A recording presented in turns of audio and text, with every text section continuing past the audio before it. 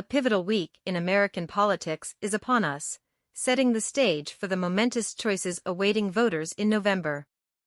The Supreme Court's impending ruling on the Colorado case regarding former President Trump's ballot eligibility looms large, alongside Trump's likely emergence from Super Tuesday GOP primaries and President Biden's critical State of the Union address. Polls reveal deep apprehension about a potential Trump-Biden rematch, underscoring the high stakes of this election amid unprecedented challenges to political norms and constitutional principles. As pressure mounts on electoral institutions, the Supreme Court grapples with cases questioning presidential immunity and the legal framework of our democracy. Meanwhile, memories of past political upheavals linger, with both Trump and Biden facing defining moments in their respective political journeys. Trump's unyielding campaign rhetoric and Biden's quest to defend democracy resonate as they navigate a tumultuous political landscape. In the midst of these dynamics, Biden's upcoming address symbolizes a stark choice for voters: a continuation of stability and democratic values or a return to divisive and authoritarian leadership. This week's events will undoubtedly shape the narrative of the election, underscoring the urgency of the choice Americans will make come November. Trump's momentum is growing. The former president's sprint toward the Republican nomination gained momentum over the weekend with victories in Idaho and Missouri. His domination continued in Michigan, securing all its delegates, setting him up as the presumptive GOP nominee with 247 delegates to Haley's 43.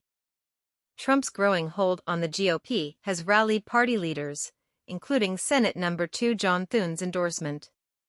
Mitch McConnell's decision to step down as Senate GOP leader highlights the ex-president's reshaping of the party's identity.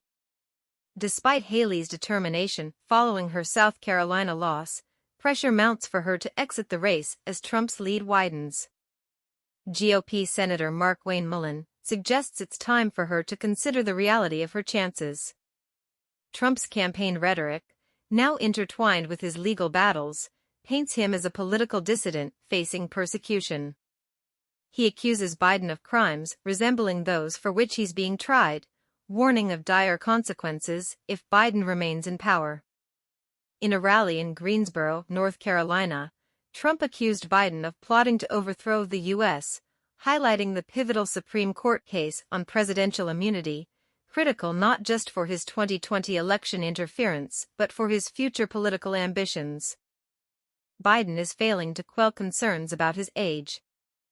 As Biden gears up for a likely battle with Trump, he faces intense pressure ahead of the State of the Union. Recent polls show concerns about the nation's direction and doubts about Biden's handling of the economy, inflation, and conflicts abroad. Many voters question Biden's age and capacity, contrasting with fewer concerns about Trump. Biden has tried to address this with humor and a clean bill of health, but doubts persist. The upcoming State of the Union is crucial. It comes amidst a tense atmosphere, with a looming government shutdown and challenges in Congress. Biden is also under pressure on Gaza and seeking aid for Ukraine. Last year's address positioned Biden against ultra-MAGA Republicans, a key part of his re-election strategy. This year, the visual impression of the oldest president in history is as crucial as his words, highlighting his vigor and mental acuity.